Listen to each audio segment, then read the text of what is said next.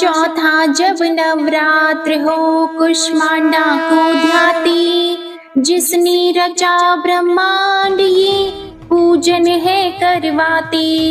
आदि शक्ति कहते जिन्हें अष्टभुजी है रूप, इस शक्ति के तेज से कहीं छाव कहीं धूप। या देवी सर्वभूतेषु माँ कुष्मांडा रूपेण संस्थिता, नमस्तस्यै नमस्तस्यै नमस्तस्यै नमो नमः।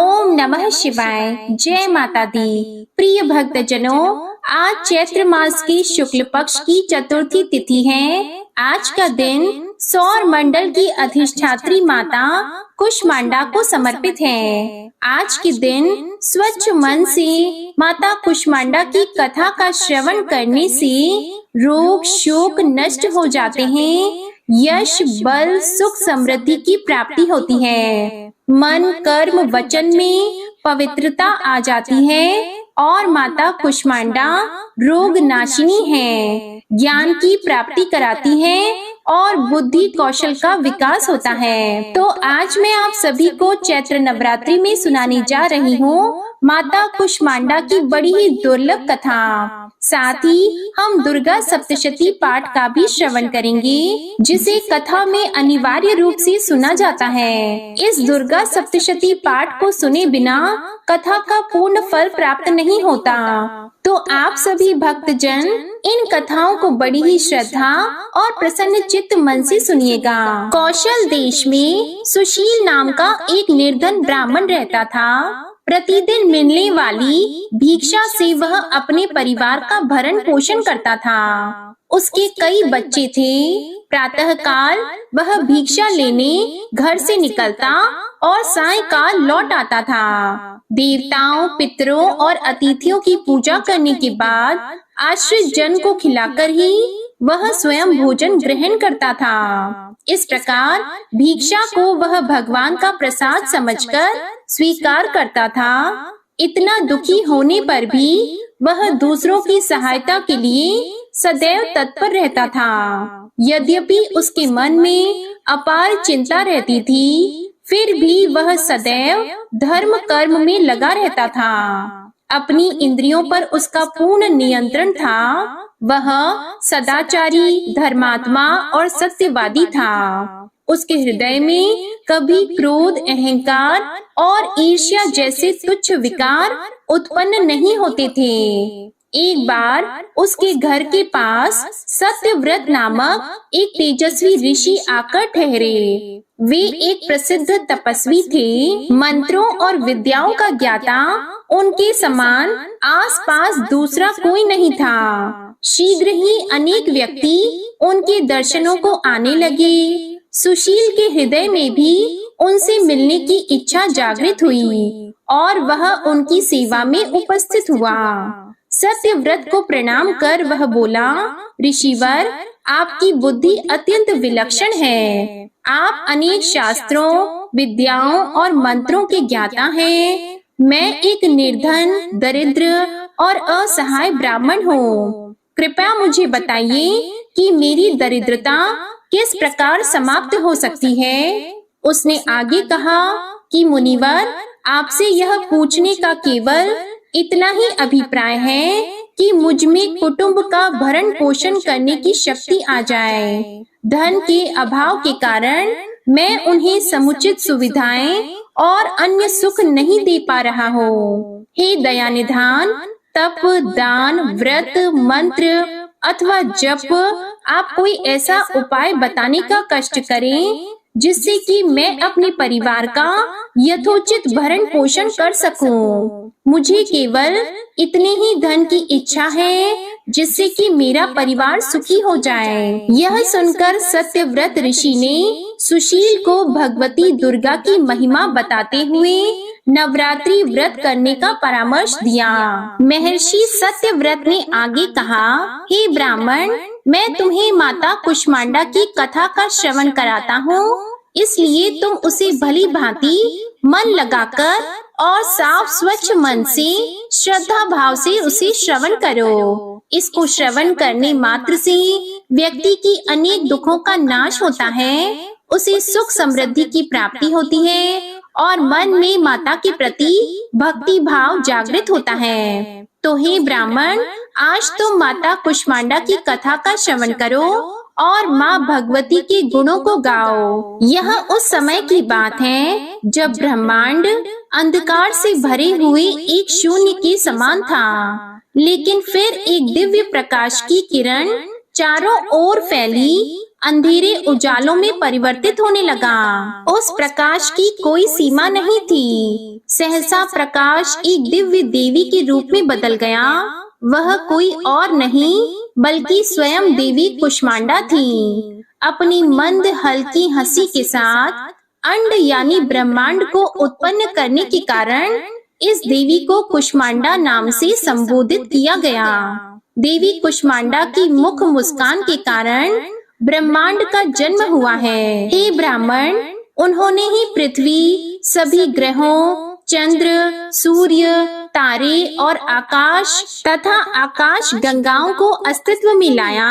संसार में जीवन बनाए रखने के लिए सूर्य देवता की आवश्यकता थी, तो माता कुष्मांडा ने अपने आप को सूर्य में समाहित कर दिया। सूर्य संसार में जीवन का पर्याय है, तो देवी उनकी शक्ति है। माता कुष्मांडा ही समस्त जीवन का स्रोत है। जब वह सूर्य भगवान के मूल में रहती है, तो देवी का अलौकिक तेज दिनकर को जीवन प्रदान करने की क्षमता देती है। कुष्मांडा देवी के बिना सूर्य शक्तिहीन है। यह देवी की ही शक्ति है। कुष्मांडा देवी ही शक्तिशाली है। इनसे ही जग रोशन है। यह केवल एकमात्र ऐसी देवी है जो सूर्य मंडल के भीतर के लोक में निवास करती हैं। इनकी पूजा करके व्यक्ति अनेक कष्टों और पापों को दूर कर सकता है। हे ब्राह्मण सुशील, माता कुष्मांडा की स्तुति करने से आयु, यश, शक्ति, बुद्धि इन सब का विकास होता है और साथ ही सभी रोगों से मुक्ति मिलती है। सभी तरह की नकारात्मक शक्तियाँ दूर हो जाती हैं और सभी तरह के कष्ट और समस्याओं का समाधान होता है। इनकी पूजा करने से सुख समृद्धि और उन्नति प्राप्त होती है। दुख, विपत्ति और कष्ट से मुक्ति मिल जाती है। साथ ही ज्ञान की भी प्राप्ति होती है। बुद्धि कौशल का विकास होता है। आगे महर्षि सत्यव्रत ने माता कुष्मांडा के गुणों का बखान करते हुए कहा कि हे ब्राह्मण, माता कुष्मांडा का रूप अलौकिक है। माता कुष्मांडा की 8 भुजाएं हैं, इसलिए ये अष्टभुजा कहलाई। इसी के साथ हाथों में कमंडल, धनुष, बाण, कमल, पुष्प, अमृत, पूर्ण कलश, चक्र तथा गदा है। 8वें हाथ में सभी सिद्धियों और निधियों को देने वाली जप माला है। इन देवी का वाहन सिंह है। संस्कृत में कुम्हड़ी को कुष्मांडा कहते हैं, इसलिए इन देवी को कुष्मांडा कहा जाता है। इन देवी का वास सूर्य मंडल के भीतर लोक में है। सूर्य लोक में रहने की शक्ति और क्षमता केवल इन्हीं में है, इसलिए इनके शरीर की कांति और प्रभा सूर्य की भांति ही चमकती रहती है। इनके ही तेज से 10 दिशाएं अलौकिक हैं। ब्रह्मांड की सभी वस्तुएं और प्राणियों में इन्हीं का तेज व्याप्त है। प्रिय भक्तजनों, इस तरह महर्षि सत्यव्रत ने सुशील ब्राह्मण को नवरात्रि व्रत करने का परामर्श दिया। सुशील ब्राह्मण ने सत्यव्रत को अपना गुरु बनाकर उनसे माया बीज नामक भुवनेश्वरी मंत्र की दीक्षा ली। इसके बाद नवरात्रि व्रत रखकर उस मंत्र का नियमित जप आरंभ कर दिया। उसने भगवती दुर्गा की श्रद्धा और भक्ति पूर्वक आराधना की। 9 वर्षों तक प्रत्येक नवरात्रि में वह भगवती दुर्गा के माया बीज मंत्र का निरंतर जप करता रहा। सुशील की भक्ति से प्रसन्न होकर 9वें वर्ष की नवरात्रि में अष्टमी की आधी रात को देवी भगवती साक्षात प्रकट हुई और सुशील ब्राह्मण को उसका अभीष्ट वर प्रदान करते हुए उसे संसार का समस्त वैभव, ऐश्वर्य और मोक्ष प्रदान किया। इस प्रकार भगवती दुर्गा ने प्रसन्न होकर अपने भक्त सुशील के सभी कष्टों को दूर कर दिया और उसे अतुल धन संपदा, मान सम्मान और समृद्धि प्रदान की। प्रेम से बोलिए माता कुष्मांडा की जय, दुर्गा माता की जय। ओम नमः शिवाय। प्रिय भक्तजनों, आइए अब सुनते हैं माता दुर्गा की दूसरी कथा। बहुत समय पहले की बात है, किसी गांव में एक कुम्हार अपनी पत्नी और अपने 9 महीने के बच्चे के साथ रहता था। कुम्हार माता दुर्गा का बहुत बड़ा भक्त था। कुम्हार माता दुर्गा की प्रतिमा बनाकर उसे बाजार में बेचकर अपनी जीविका चलाता था। कुम्हार और उसकी पत्नी हर रोज माता दुर्गा की पूजा किया करते थे। कहते हैं माता अपने सच्चे भक्तों की परीक्षा अवश्य लेती है।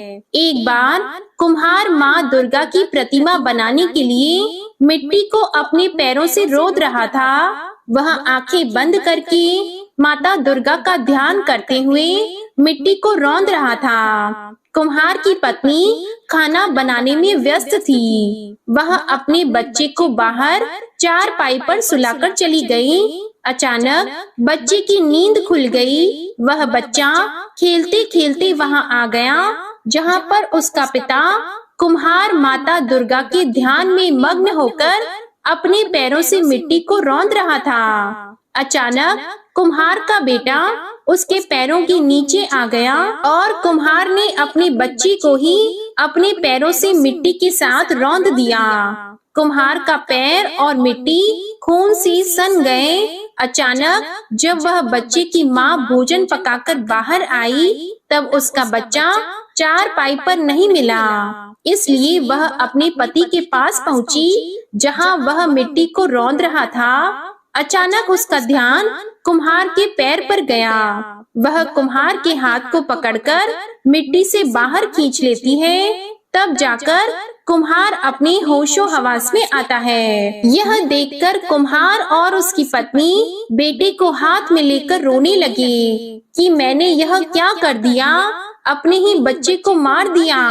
माता दुर्गा की प्रतिमा के सामने जाकर वह रोने और गिड़गिड़ाने लगा। कुम्हार बोला कि मैं तो आपके ही ध्यान में मग्न था। यदि हमारा बच्चा हमें नहीं मिला तो हम दोनों अपनी जान दे देंगे। माता दुर्गा दोनों की प्रार्थना सुनकर प्रकट हुई। उसी मिट्टी से एक कुम्हार के बच्चे जैसा एक पुतला तैयार किया और माता रानी ने अपनी शक्ति से उस पुतले में प्राण डाल दिए। कुम्हार और उसकी पत्नी अपने बच्चे को पाकर बहुत प्रसन्न हुए और माता रानी का जयकारा लगाने लगे। देवी माँ अपने भक्तों की परीक्षा अवश्य लेती है, तो एक बार प्रेम से बोलिए माँ भवानी की जय। ओम नमः शिवाय। जय माता दुर्गा। तो आज मैं अब आपको सुना रही हूँ नवरात्रि में सुनी जाने वाली श्री दुर्गा सप्तशती पाठ का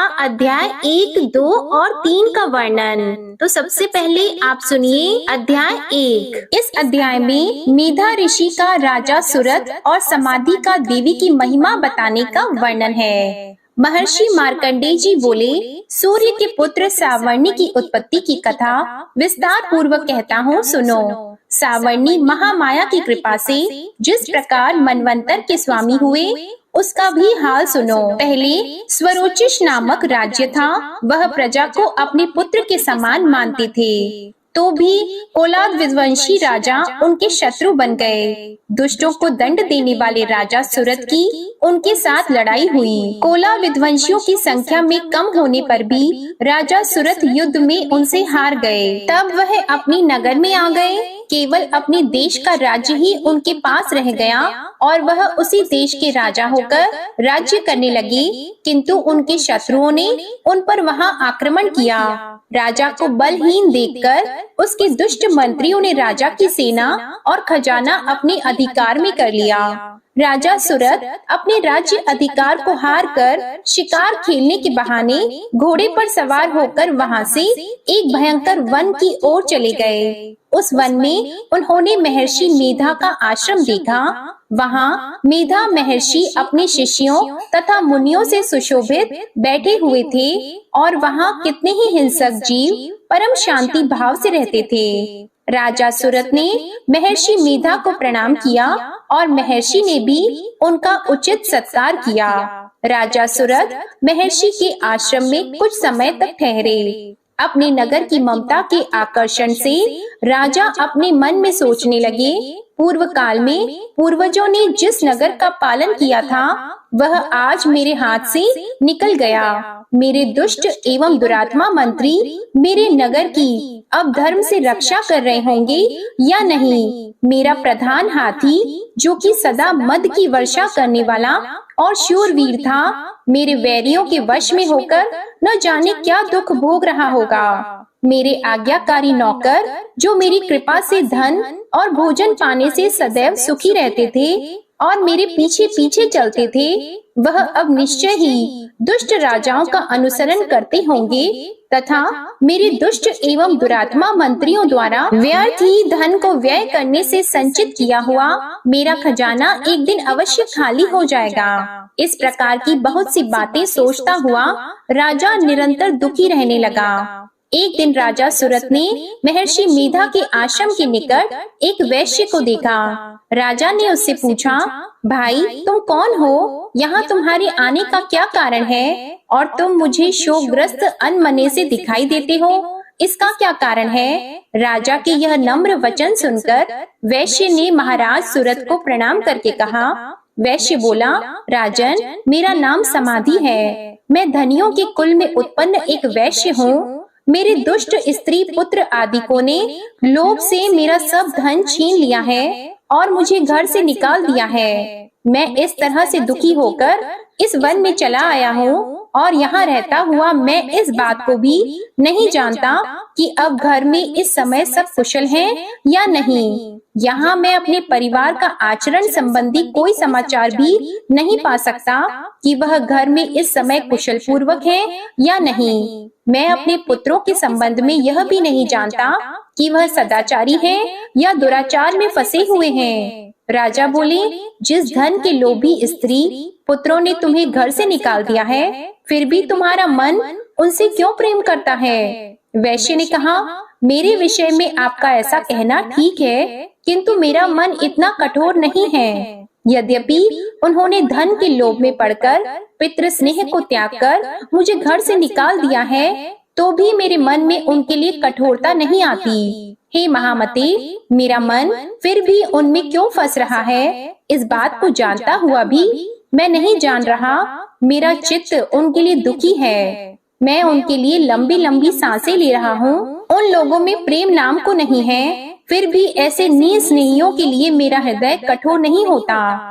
महर्षि मार्कंडेय जी ने कहा, हे ब्राह्मण, इसके पश्चात महाराज सुरथ और वह वैश्य दोनों महर्षि मेधा के समीप गए और उनके साथ यथा योग्य न्याय संभाषण करके दोनों ने वार्ता आरंभ की। राजा बोले, हे भगवान, मैं आपसे एक बात पूछना चाहता हूँ, सो आप कृपा करके मुझे बताइए। मेरा मन अधीन नहीं है, इससे मैं बहुत दुखी हूँ। राज्य धन आदि की चिंता अभी तक मुझे बनी हुई है और मेरी यह ममता अज्ञानियों की तरह बढ़ती ही जा रही है। और यह समाधि नामक वैश्य भी अपने घर से अपमानित होकर आया है। इसके स्वजनों ने भी इसे त्याग दिया है। स्वजनों से त्यागा हुआ भी यह उनसे हार्दिक प्रेम रखता है। इस तरह हम दोनों ही दुखी हैं। हे महाभाग, उन लोगों के अवगुणों को देखकर भी हम दोनों के मन में उनके लिए ममता जनित आकर्षण उत्पन्न हो रहा है। हमारे ज्ञान रहते हुए भी ऐसा क्यों है? अज्ञानी मनुष्यों की तरह हम दोनों में यह मूर्खता क्यों है? महर्षि मेधा ने कहा, विषम मार्ग का ज्ञान सब जंतुओं को है। सबों के लिए विषय अलग अलग होते हैं। कुछ प्राणी दिन में नहीं देखते और कुछ रात को, परंतु कई जीव ऐसे हैं जो दिन तथा रात दोनों में देख सकते हैं। यह सत्य है कि मनुष्यों में ज्ञान प्रधान है, किंतु केवल मनुष्य ही ज्ञानी नहीं होता। पशु पक्षी आदि भी ज्ञान रखते हैं। जैसे यह पशु पक्षी ज्ञानी हैं, वैसे ही मनुष्यों का ज्ञान है, और जो ज्ञान मनुष्यों में वैसे ही पशु पक्षियों में है, तथा अन्य बातें भी दोनों में एक जैसी पाई जाती हैं। ज्ञान होने पर भी इन पक्षियों की ओर देखो कि अपने भूख से पीड़ित बच्चों की चोंच में कितने प्रेम से अन्न के दाने डालते हैं। हे राजन, ऐसा ही प्रेम मनुष्यों में अपनी संतान के प्रति भी पाया जाता है। लोभ के कारण अपने उपकार का बदला पाने के लिए मनुष्य पुत्रों की इच्छा करते हैं और इस प्रकार मोह के गड्ढे में गिरा करते हैं। भगवान श्री हरि की जो माया है, उसी से यह संसार मोहित हो रहा है। इसमें आश्चर्य की कोई बात नहीं, क्योंकि वह भगवान विष्णु की योग निद्रा है। यह माया ही तो है जिसके कारण संसार मोह में जकड़ा हुआ है। यही महामाया भगवती देवी ज्ञानियों के चित्त को बलपूर्वक खींचकर मोह में डाल देती है और उसी के द्वारा संपूर्ण जगत की उत्पत्ति होती है। यही भगवती देवी प्रसन्न होकर मनुष्य को मुक्ति प्रदान करती है। यही संसार के बंधन का कारण है तथा संपूर्ण ईश्वरों की भी स्वामिनी है। महाराज सूरत ने पूछा, भगवान, वह देवी कौन सी है जिसको आप महामाया कहते हैं? हे ब्राह्मण, वह कैसे उत्पन्न हुई और उसका कार्य क्या है? उसके चरित्र कौन कौन से हैं? प्रभु, उसका जैसा प्रभाव हो, जैसा स्वरूप हो, वह सब ही कृपा करके मुझसे कहिए, मैं आपसे सुनना चाहता हूँ। महर्षि मेधा बोले, राजन, वह देवी तो नित्य स्वरूपा है। उसके द्वारा यह संसार रचा गया है, तब भी उसकी उत्पत्ति अनेक प्रकार से होती है। वह सब आप मुझसे सुनो। वह देवताओं का कार्य सिद्ध करने के लिए प्रकट होती हैं। उस समय वह उत्पन्न हुई कहलाती हैं। संसार को जलमय करके जब भगवान विष्णु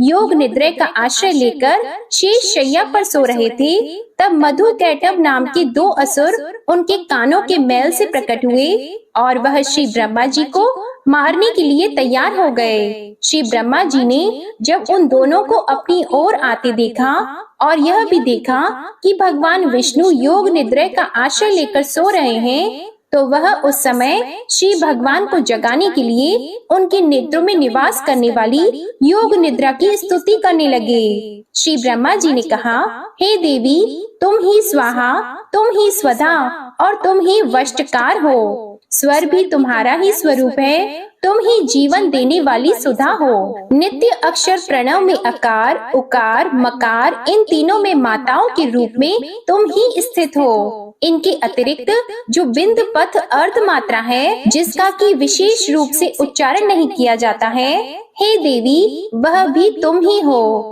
हे देवी, संध्या, सावित्री और परजननी तुम ही हो। तुम इस विश्व को धारण करने वाली हो। तुमने ही इस जगत की रचना की है और तुम ही इस जगत का पालन करने वाली हो। तुम ही कल्प के अंत में सबको भक्षण करने वाली हो। हे देवी, जगत की उत्पत्ति के समय तुम सृष्टि रूपा होती हो, पालन काल में स्थित रूपा होती हो और कल्प के अंत में संहार रूप धारण कर लेती हो। तुम ही महाविद्या, महामाया, महामेधा, महारात्रि और मोहरात्रि हो। श्री ईश्वरी और बोध स्वरूपा बुद्धि भी तुम ही हो। लज्जा, पुष्टि, तुष्टि, शांति और क्षमा भी तुम ही हो। तुम खड़ग धारिणी, शूल धारिणी घोर रूपा तथा गदा, चक्र, शंख और धनुष को धारण करने वाली हो। बाण, भुशुंडी और परिग यह भी तुम्हारे ही अस्त्र हैं। तुम सौम्य और सौम्यतर हो। यही नहीं बल्कि जितनी भी सौम्य तथा सुंदर वस्तुएं इस संसार में हैं, उन सबसे बढ़कर सुंदर तुम हो। पर और अपर सबसे पर रहने वाली सुंदर तुम ही हो। हे स्वरूपी देवी, जो भी सत असत पदार्थ हैं और उनमें जो शक्ति है, वह भी तुम ही हो। ऐसी अवस्था में भला तुम्हारी स्तुति कौन कर सकता है? इस संसार की सृष्टि, पालन और संहार करने वाले जो भगवान हैं, उनको भी जब तुमने निद्रा के वशीभूत कर दिया है, तो फिर तुम्हारी स्तुति कौन कर सकता है? मुझे भगवान विष्णु और भगवान शंकर को शरीर धारण कराने वाली तुम ही हो। तुम्हारी स्तुति करने की शक्ति किसमें है? हे देवी, तुम तो अपने इन उदार प्रभावों के कारण ही प्रशंसनीय हो। मधु और कैटभ जो भयंकर असुर हैं, इन्हें मोह में डाल दो और श्री हरि भगवान विष्णु को भी जल्दी जगा दो और उनमें इनको मार डालने की बुद्धि भी उत्पन्न कर दो। महर्षि मेधा बोले, हे राजन, जब श्री ब्रह्मा जी ने देवी से इस प्रकार स्तुति करके भगवान को जगाने तथा मधु और कैटभ को मारने के लिए कहा, तो वह भगवान श्री विष्णु के नेत्र, मुख, नासिका, बाहु, हृदय और वक्ष स्थल से निकलकर ब्रह्मा जी के सामने खड़ी हो गईं। उनका ऐसा करना था कि भगवान श्री हरि तुरंत जाग उठे और दोनों असुरों को देखा, जो कि अत्यंत बलवान तथा पराक्रमी थे और मारे क्रोध के जिनके नेत्र लाल हो रहे थे और जो ब्रह्मा जी का वध करने के लिए तैयार थे। तब क्रोधित हुए उन दोनों दुरात्मा असुरों के साथ भगवान श्री हरि पूरे 5000 वर्ष तक लड़ते रहे। एक तो वह अत्यंत बलवान तथा पराक्रमी थे, दूसरी महामाया ने भी उन्हें मोह में डाल रखा था। अतः वह श्री भगवान से कहने लगे, हम दोनों तुम्हारी वीरता से अत्यंत प्रसन्न हैं, तुम हमसे कोई वर मांगो। तब भगवान ने कहा, यदि तुम मुझ पर प्रसन्न हो तो अब तुम मेरे हाथों से मर जाओ, बस इतना सा ही वर मैं तुमसे मांगता हूँ। यहाँ दूसरे वर से क्या प्रयोजन है? महर्षि मेधा बोले, इस तरह से जब वह धोखे में आ गए और अपने चारों ओर जल ही जल देखा, तो भगवान श्री हरि से कहने लगे, जहाँ पर जल न हो, सूखी जमीन हो, उसी जगह हमारा वध कीजिए। महर्षि मेधा कहते हैं, तथास्तु कहकर भगवान श्री हरि ने उन दोनों को अपनी जांघ पर लिटाकर उन दोनों के सिर काट डाले। इस तरह से यह देवी श्री ब्रह्मा जी की स्तुति करने पर प्रकट हुई थी। अब तुमसे उनके प्रभाव का वर्णन करता हूँ, सुनो। जय जगत जननी माँ, जय अम्बे भवानी। ओम नमः शिवाय। प्रिय भक्त जनों, प्रथम अध्याय का पाठ समाप्त हुआ। दुर्गा सप्तशती पाठ का दूसरा अध्याय। इसमें देवताओं के तेज से देवी के प्रादुर्भाव और महिषासुर की सेना के वध का वर्णन है। महर्षि मेधा बोले, प्राचीन काल में देवताओं और असुरों में पूरे 100 वर्ष तक घोर युद्ध हुआ था और देवराज इंद्र देवताओं के नायक थे।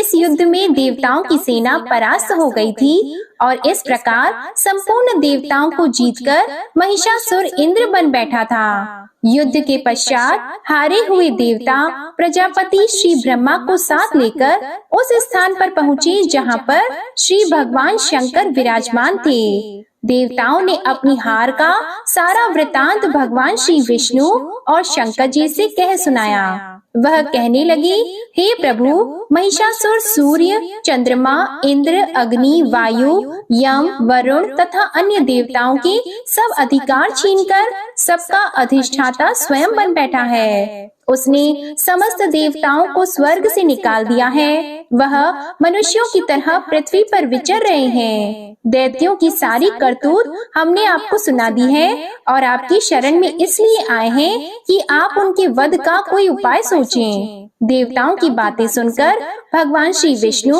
और शंकर जी को दैत्यों पर बड़ा गुस्सा आया। उनकी भौहें तन गईं और आंखें लाल हो गईं। गुस्से में भरे हुए भगवान विष्णु के मुख से बड़ा भारी तेज निकला और उसी प्रकार का तेज भगवान शंकर जी, ब्रह्मा और इंद्र आदि दूसरी देवताओं के मुख से प्रकट हुआ।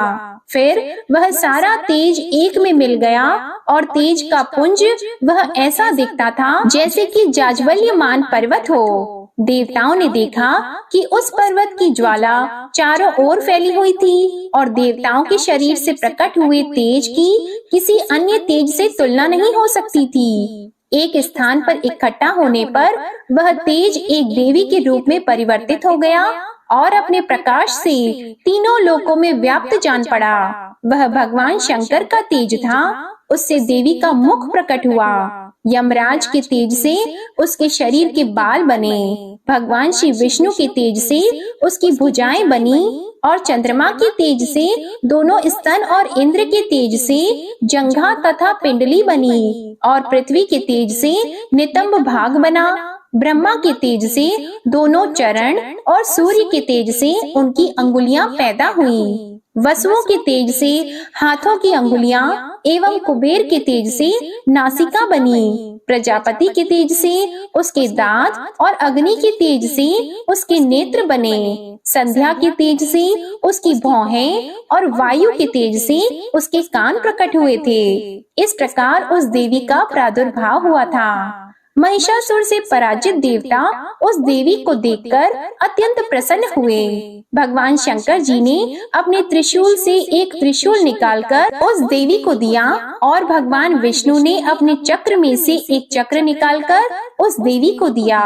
वरुण ने देवी को शंख भेंट किया, अग्नि ने इसे शक्ति दी, वायु ने उसे धनुष और बाण दिए, सहस्त्र नेत्रों वाले श्री देवराज इंद्र ने उसे अपने वज्र से उत्पन्न करके वज्र दिया और ऐरावत हाथी का एक घंटा उतारकर देवी को भेंट किया।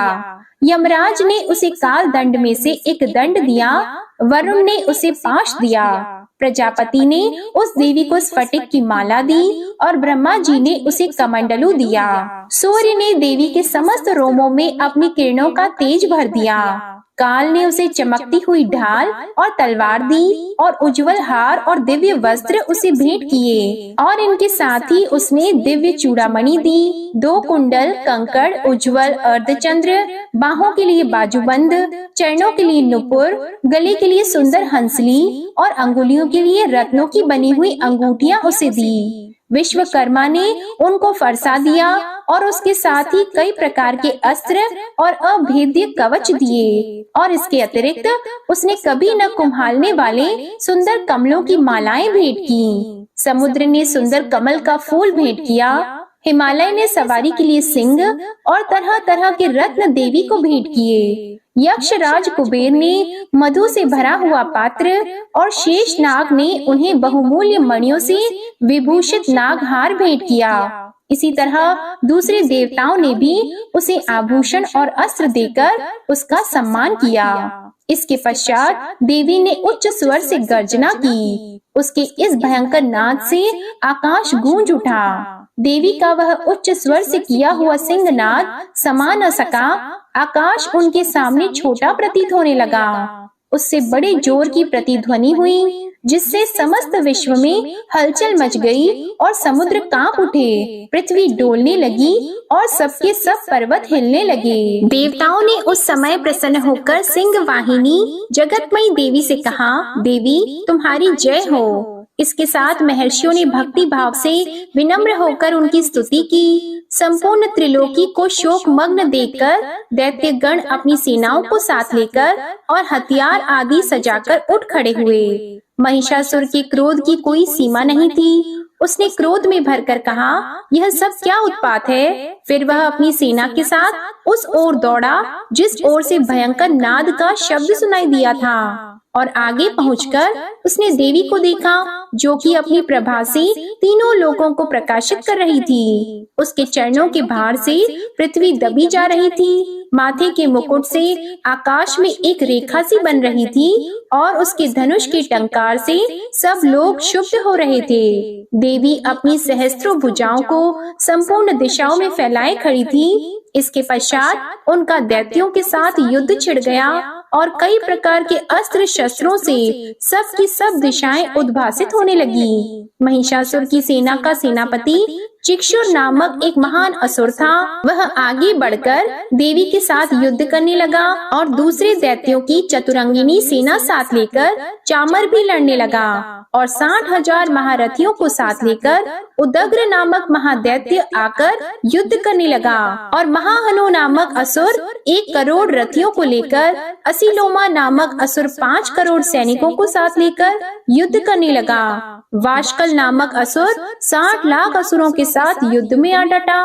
विडाल नामक असुर 1 करोड़ रथियों सहित लड़ने को तैयार था। इन सब के अतिरिक्त और भी हजारों असुर हाथी और घोड़े साथ लेकर लड़ने लगे और इन सब के पश्चात महिषासुर करोड़ों रथों, हाथियों और घोड़ों सहित वहां आकर देवी के साथ लड़ने लगा। सभी असुर तोमर, भिंदीपाल, शक्ति, मूसल, खड़गों, फरसों पट्टियों के साथ रणभूमि में देवी के साथ युद्ध करने लगे। कई शक्तियां फेंकने लगे और कोई अन्य शस्त्र आदि। इसके पश्चात सबके सब दैत्य अपनी अपनी तलवारें हाथों में लेकर देवी की ओर दौड़े और उसे मार डालने का उद्योग करने लगे। मगर देवी ने क्रोध में भरकर खेल ही खेल में उनके सब अस्त्रों शस्त्रों को काट दिया। इसके पश्चात ऋषियों और देवताओं ने देवी की स्तुति आरंभ कर दी और वह प्रसन्न होकर असुरों के शरीरों पर अस्त्र शस्त्रों की वर्षा करती रही। देवी का वाहन भी क्रोध में भरकर दैत्य सेना में इस प्रकार विचरने लगा जैसे कि वन में दावानल फैल रहा हो। युद्ध करती हुई देवी ने क्रोध में भरकर जितने श्वासों को छोड़ा वह तुरंत ही सैकड़ों हजारों गणों के रूप में परिवर्तित हो गए। फरसे, भिंदीपाल, खड़ग और पट्टिश इत्यादि अस्त्रों के साथ दैत्यों से युद्ध करने लगे। देवी की शक्ति से बड़े हुए वह गण दैत्यों का नाश करते हुए ढोल, शंख और मृदंग आदि बजा रहे थे। फिर देवी ने त्रिशूल, गदा, शक्ति, खड़ग इत्यादि से सहस्त्रों असुरों को मार डाला। कितनों को घंटे की भयंकर आवाज से ही यमलोक पहुंचा दिया। कितने ही असुरों को उसने पास में बांधकर पृथ्वी पर धर घसीटा। कितनों को अपनी तलवार से टुकड़े टुकड़े कर दिए और कितनों को गदा की चोट से धरती पर सुला दिया। कई दैत्य मूसल की मार से घायल होकर रक्त वमन करने लगे और कई शूल से छाती फट जाने के कारण पृथ्वी पर लेट गए और कितनों की बाण से कमर टूट गई। देवताओं को पीड़ा देने वाले दैत्य कट कट कर मरने लगे। कितनों की बाहें अलग हो गईं, कितनों की ग्रीवाएं कट गईं, कितनों के सिर कटकर दूर भूमि पर लुढ़क गए, कितनों के शरीर बीच में से कट गए और कितनों की जंघाएं कट गईं और वह पृथ्वी पर गिर पड़े। कितने ही सिरों और पैरों के कटने पर भी भूमि पर से उठ खड़े हुए और शस्त्र हाथ में लेकर देवी से लड़ने लगे और कई दैत्यगण भूमि में बाजों की ध्वनि के साथ नाच रहे थे। कई असुर जिनके सिर कट चुके थे बिना सिर के धड़ से ही हाथ में शस्त्र लिए हुए लड़ रहे थे। दैत्य रह रह कर ठहरो ठहरो कहते हुए देवी को युद्ध के लिए ललकार रहे थे। जहाँ पर यह घोर संग्राम हुआ था वहाँ की भूमि रथ, हाथी, घोड़े और असुरों की लाशों से भर गई थी और असुर सेना के बीच में रक्तपात होने के कारण रुधिर की नदियां बह रही थीं। और इस तरह देवी ने असुरों की विशाल सेना को क्षण भर में इस तरह से नष्ट कर डाला जैसे तृण काष्ठ के बड़े समूह को अग्नि नष्ट कर डालती है। और देवी का सिंह भी गर्दन के बालों को हिलाता हुआ और बड़ा शब्द करता हुआ असुरों के शरीरों से मानो उनके प्राणों को ढूंढ रहा था। वहां देवी के गणों ने जब दैत्यों के साथ युद्ध किया तो देवताओं ने प्रसन्न होकर आकाश से उन पर पुष्पों की वर्षा की। जय माता दी। अब आप सुनिए श्री दुर्गा सप्तशती का अध्याय 3। इस अध्याय में सेनापतियों सहित महिषासुर के वध का वर्णन है। महर्षि मेधा ने कहा, महिषासुर की सेना नष्ट होती देखकर उस सेना का सेनापति चिक्षुर क्रोध में भरकर देवी के साथ युद्ध करने के लिए आगे बढ़ा। वह देवी पर इस प्रकार बाणों की वर्षा करने लगा मानो सुमेरु पर्वत पानी की धार बरसा रहा हो। इस प्रकार देवी ने अपने बाणों से उसके बाणों को काट डाला तथा उसके घोड़ों और सारथी को मार दिया। साथ ही उसके धनुष और उसकी अत्यंत ऊंची ध्वजा को भी काटकर नीचे गिरा दिया। उसका धनुष कट जाने के पश्चात उसके शरीर के अंगों को भी अपने बाणों से बींध दिया। धनुष, घोड़ों और सारथी के नष्ट हो जाने पर वह असुर ढाल और तलवार लेकर देवी की तरफ आया। उसने अपनी तीक्ष्ण धार वाली तलवार से देवी के सिंह के मस्तक पर प्रहार किया और बड़े वेग से देवी की बाईं भुजा पर वार किया। किंतु देवी की बाईं भुजा को छूते ही उस दैत्य की तलवार टूटकर 2 टुकड़े हो गई। इससे दैत्य ने क्रोध में भरकर शूल हाथ में ले लिया और उसे भद्रकाली देवी की ओर फेंका।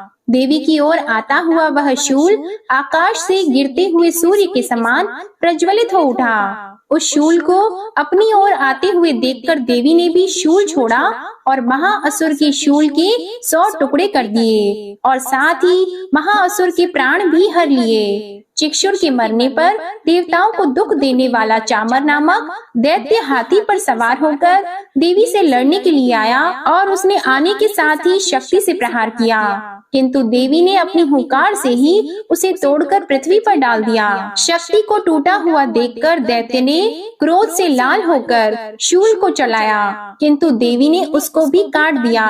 इतने में देवी का वह सिंह उछलकर हाथी के मस्तक पर सवार हो गया और दैत्य के साथ बहुत ही तीव्र युद्ध करने लगा। फिर वह दोनों लड़ते हुए हाथी पर से पृथ्वी पर आ गिरे और दोनों बड़े क्रोध से लड़ने लगे। फिर सिंह बड़े जोर से आकाश की ओर उछला और जब पृथ्वी की ओर आया तो अपने पंजे से चामर का सिर धड़ से अलग कर दिया।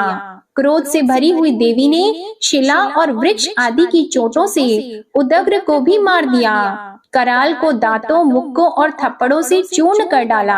क्रोधित हुई देवी ने गदा के प्रहार से उद्यत दैत्य को मार गिराया। भिंदी पाल से वाष्प कल को बाणों से ताम्र तथा अंधक को मौत के घाट उतार दिया। तीनों नेत्रों वाली परमेश्वरी ने त्रिशूल से उग्रास्य, उग्रवीर्य और महाहनु नामक राक्षसों को मार गिराया। उसने अपनी तलवार से विडाल नामक दैत्य का सिर काट डाला तथा अपने बाणों से दुर्धर और दुर्मुख राक्षसों को यमलोक को पहुंचा दिया। इस प्रकार जब महिषासुर ने देखा कि देवी ने मेरी सेना को नष्ट कर दिया है, तो वह भैंसे का रूप धारण कर देवी के गणों को दुख देने लगा। उन गणों में कितनों को उसने मुख के प्रहार से, कितनों को खुरों से, कितनों को पूंछ से, कितनों को सींगों से, बहुतों को दौड़ने के वेग से, अनेकों को सिंहनाद से, कितनों को चक्कर देकर और कितनों को श्वास वायु के झोंकों से पृथ्वी पर गिरा दिया। वह दैत्य इस प्रकार गणों की सेना को गिराकर देवी के सिंह को मारने के लिए दौड़ा। इस पर देवी को बड़ा गुस्सा आया। उधर दैत्य भी क्रोध में भरकर धरती को खुरों से खोदने लगा तथा सींगों से पर्वत को उखाड़ उखाड़ कर धरती पर फेंकने लगा और मुख से शब्द करने लगा। महिषासुर के वेग से चक्कर देने के कारण पृथ्वी क्षुब्ध होकर फटने लगी। उसकी पूंछ से टकराकर समुद्र चारों ओर फैलने लगा। हिलते हुए सींगों के आघात से मेघ खंड खंड हो गए और श्वास से आकाश में उड़ते हुए पर्वत फटने लगे।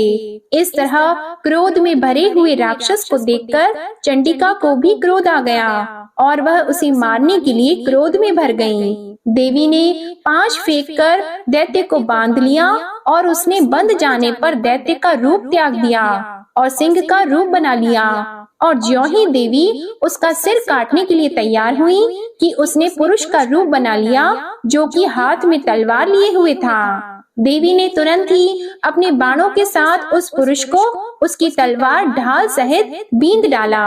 इसके पश्चात वह हाथी के रूप में दिखाई देने लगा और अपनी लंबी सूंड से देवी के सिंग को खींचने लगा और गरजने लगा। देवी ने अपनी तलवार से उसकी सूंड काट डाली। तब राक्षस ने एक बार फिर भैंसे का रूप धारण कर लिया और पहले की तरह चर अचर जीवों सहित समस्त त्रिलोकी को व्याकुल करने लगा। इसके पश्चात क्रोध में भरी हुई देवी बारंबार उत्तम मधु का पान करने लगी और लाल लाल नेत्र करके हंसने लगी। उधर बलवीर्य तथा मद से क्रोधित हुआ दैत्य भी गरजने लगा। अपने सींगों से देवी पर पर्वतों को फेंकने लगा। देवी अपने बाणों से उसके फेंके हुए पर्वतों को चूर्ण करती हुई बोली, ओ मूढ़, जब तक मैं मधुपान कर रही हूँ तब तू गरज ले और इसके पश्चात मेरे हाथों तेरी मृत्यु हो जाने पर देवता गरजेंगे। महर्षि मेधा ने कहा। यों कहकर देवी उछलकर उस दैत्य पर जा चढ़ी और उसको अपने पैर से दबाकर शूल से उसके गले पर आघात किया। देवी के पैर से दबने पर भी दैत्य अपने दूसरे रूप से अपने मुख से बाहर होने लगा। अभी वह आधा ही बाहर निकला था कि देवी ने अपने प्रभाव से उसे रोक दिया। जब वह आधा निकला हुआ ही दैत्य युद्ध करने लगा तो देवी ने अपनी तलवार से उसका सिर काट डाला। इसके पश्चात सारी राक्षस सेना हाहाकार करती हुई वहां से भाग खड़ी हुई और सब देवता अत्यंत प्रसन्न हुए तथा ऋषियों महर्षियों सहित देवी की स्तुति करने लगे। गंधर्व राज गान करने लगे तथा अप्सराएं नृत्य करने लगी। प्रेम से बोलिए जय माँ दुर्गा, जय माता अंबिका, ओम नमः शिवाय। प्रिय भक्त जनों, दुर्गा सप्तशती का अध्याय 3 समाप्त हुआ। प्रिय भक्त जनों, आइए अब श्रवण करते हैं माँ कुष्मांडा की आरती। ओम जय कुष्मांडा माँ, मैया जय कुष्मांडा माँ, शरण तिहारी आई, कर दो माता दया। ओम जय कुष्मांडा माँ, अष्टभुजा देवी आदि शक्ति तुम माँ, आदि स्वरूपा मैया जग तुमसे चलता। ओम जय कुष्मांडा माँ, चौथे नवरात्रों में भक्त करे गुणगान, स्थिर मन से माँ की करो पूजा और ध्यान। ओम जय कुष्मांडा माँ, सच्ची मन से जो भी करे स्तुति गुणगान, सुख समृद्धि पावे माँ करे भक्ति दान। ओम जय कुष्मांडा माँ, शेर है माँ की सवारी, कमंडल अति न्यारा, चक्र पुष्प गले माला माँ से उजियारा। ओम जय कुष्मांडा माँ, ब्रह्मांड निवासिनी मैया महिमा वेद कहे, दास बनी है दुनिया माँ की करुणा बहे। ओम जय कुष्मांडा माँ, पाप ताप मिटता है, दोष न रह जाता, जो माता में रमता निश्चित फल पाता।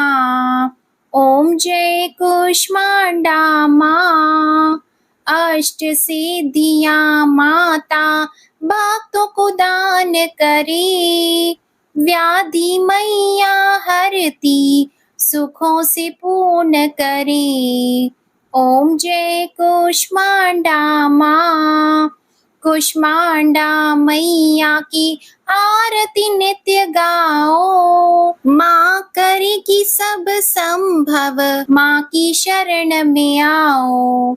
ओम जय कुष्मांडा माँ, ओम जय कुष्मांडा माँ, मैया जय कुष्मांडा माँ, चरण तिहारी आई, कर दो माता दया। ओम जय कुष्मांडा माँ। प्रेम से बोलिए कुष्मांडा माता की जय। क्षमा याचना। हे परमेश्वरी, मेरे द्वारा रात दिन सहस्त्रों अपराध होते रहते हैं। अपनी भक्त समझकर मेरे उन अपराधों को आप कृपा पूर्वक क्षमा करो। हे परमेश्वरी, मैं आह्वान करना नहीं जानती, विसर्जन करना नहीं जानती तथा पूजन करने का ढंग भी नहीं जानती। मुझे क्षमा करो। हे देवी, हे सुरेश्वरी, मैंने जो मंत्रहीन, क्रियाहीन और भक्तिहीन पूजन किया है, वह सब आपकी कृपा से पूर्ण हो। सैकड़ों अपराध करके भी जो आपकी शरण में जय जगदम्बे कहकर पुकारता है, उसे वह गति प्राप्त होती है जो ब्रह्म आदि देवताओं के लिए भी सुलभ नहीं है। हे जगदम्बिके, मैं अपराधी हूँ, किंतु आपकी शरण में आई हूँ। इस समय दया की पात्र हूँ। आप जैसा चाहो करो। देवी परमेश्वरी, अज्ञान से, भूल से अथवा बुद्धि भ्रम होने के कारण मैंने जो कुछ भी कम या अधिक कर दिया हो, वह सब क्षमा करो और प्रसन्न हो। हे सच्चिदानंद स्वरूपा परमेश्वरी, हे जगन्माता कामेश्वरी, आप प्रेम पूर्वक मेरी यह पूजा स्वीकार करो और मुझ पर प्रसन्न रहो। देवी सुरेश्वरी, आप गोपनीय से भी गोपनीय वस्तुओं की रक्षा करने वाली हो। मेरी पूजा को ग्रहण करो और आपकी कृपा से मुझे सिद्धि की प्राप्ति हो। प्रेम से बोलिए माँ कुष्मांडा की जय। आज की कथा और आरती पसंद आए तो वीडियो को लाइक करके चैनल जरूर सब्सक्राइब कीजिएगा और कमेंट में कुष्मांडा माता की जय जरूर लिखिएगा। जय माता दी।